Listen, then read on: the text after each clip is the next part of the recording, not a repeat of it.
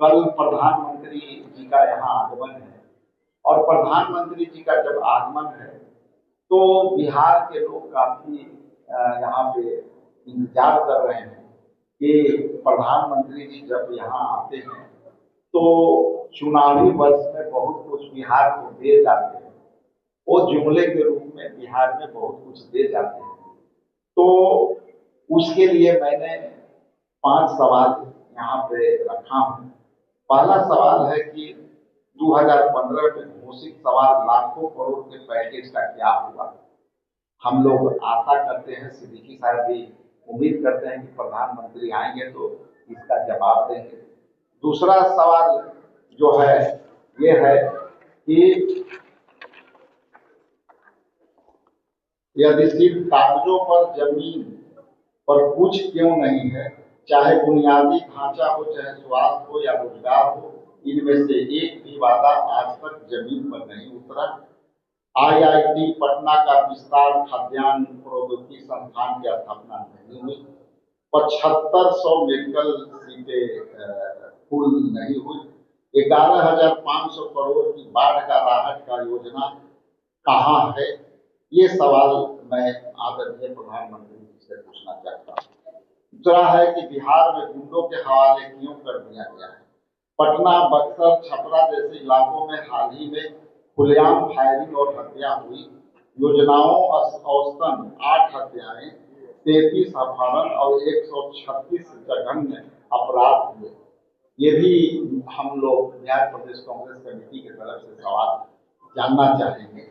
और क्या बिहार में गुंडा राज की स्थापना हो गई है? क्या कानून व्यवस्था पूरी तरह ध्वस्त हो चुकी है?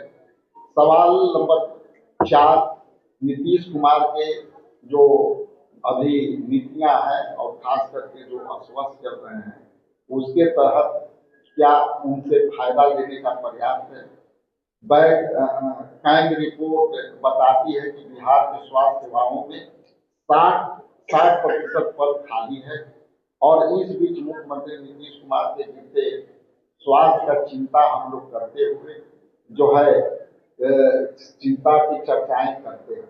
ऐसे स्थिति में आखिरी सवाल मेरा ये है कि क्या भाजपा नीतीश की खराब तबीयत फायदा उठा रही है और बिहार अब वादों से नहीं विकास के प्रमाण मांगता है।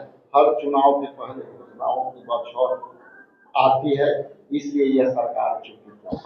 जैसा कि मैंने कहा कि हमारा कई सवाल है और हम उम्मीद करते हैं कि आपके माध्यम से जो मेरी सवाल है उसकी जवाब हम लोग को जनहित में हमने पूछा और जनहित में ये सवाल के सकारात्मक उत्तर आएगा।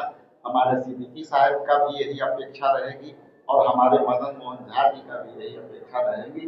तमाम लोग यहाँ बैठे हैं, इनकी भी अपेक्षा यही होगी, यही सवाल होगी कि आदरणीय प्रधानमंत्री जब आ रहे हैं तो मेडिकल कॉलेज में जो 75,000 जो रिक्तियाँ हैं उसकी क्या होगी, ये सारे पैकेटों का घोषणा करके जाएंगे। इसके साथ ही आप सबका बहुत बहुत धन्यवाद, आभार।